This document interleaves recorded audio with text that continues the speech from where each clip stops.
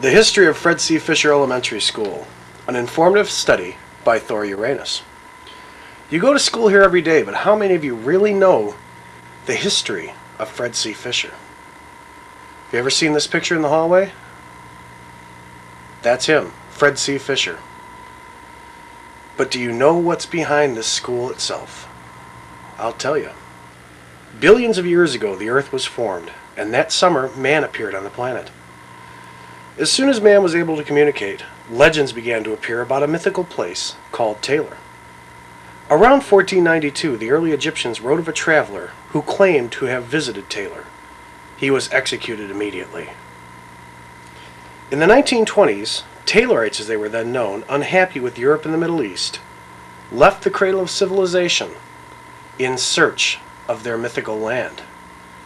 Thousands left, looking, hoping.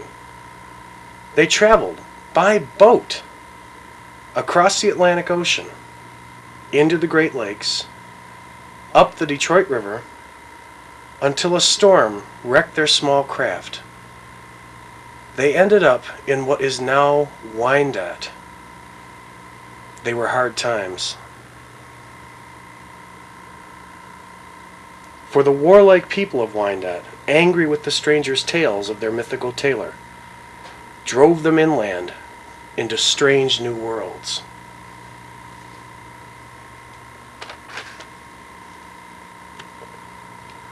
The Taylorites landed in what is now called Groseal, only to find a hostile environment inhabited by strange creatures, and they were forced to leave once again.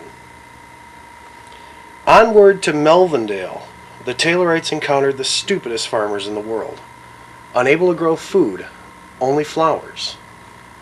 So once again, the Taylorites were forced to leave. Finally, the travelers found Taylor and quickly began to industrialize the city.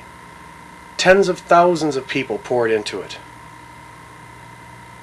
And soon after, the founding fathers decided they would have to build a school for their children, but only the best school builders in the world would be employed. For the school would be named Fred C. Fischer Elementary, after the great bowling champion, of course. At least that's what World Book says. So a ship was dispatched to bring the Egyptians to Taylor.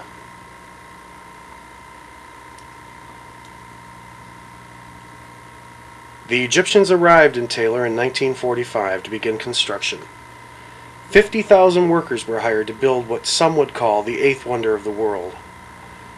This rare film footage shows the workers raising the mammoth flagpole which graced the front of Fischer until 1972, when it was knocked over by a flock of migrating European swallows.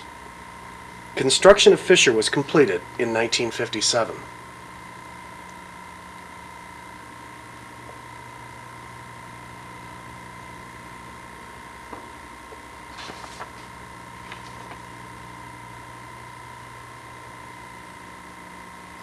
The year 1957 saw the introduction of incredible and wondrous new labor-saving appliances used by your grandparents, allowing them to raise large families of weird-looking kids. Your parents. It is now known that as a result of unrestricted above-ground nuclear testing during the 1950s, 10-year-old children mutated overnight to look just like your parents. Also, as these early films of Fischer's Playground show, gamma radiation induced a Pavlovian effect, which paralyzed the students' nervous system every time they heard rock and roll music. They would throw themselves to the ground, writhing. This was not overcome until Fischer's first dance 20 years later in 1977. As you can see by this rare footage, the dance steps were rudimentary at best, and it was not until 1989 that another dance was held at Fischer.